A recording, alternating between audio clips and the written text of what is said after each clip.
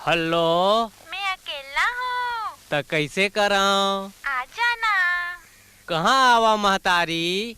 मोला महतारी कही थस रे बेर्रा। गुरुदेव तोर जय हो गुरुदेव। हुजूर टूरी पटिया गे। टूरी पटिया गे।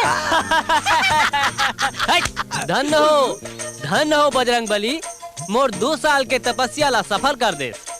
सिरतुन कहा थस न रे, मोला भुलियारे पर लबारी तो नहीं मारा थस। दाई क्रिया गुरुदेव, मोर संग उड़रिया भागे बर तैयार हो गए। देख बेटा घोंडुल, भागे भुगाए के जौन भी उदिन करबे कानून के दायरा में रही के करबे।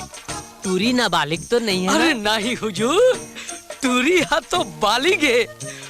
फिर ओकर बाप हा बिकट खूंखार है सारा। अरे बाप के ऐसी तैसी। अरे बाप ते बाप, उखर बाप तू हर कुछ नहीं बिगाड़ सके रे। तूला पुलिस प्रोटेक्शन में मैं भगा हूँ रे।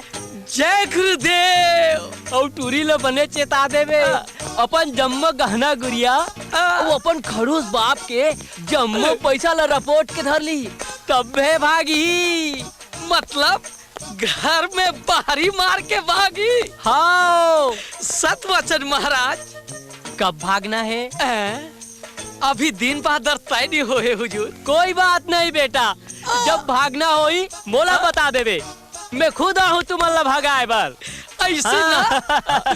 प्रणाम गुरुदेव। तथास्तु बेटा।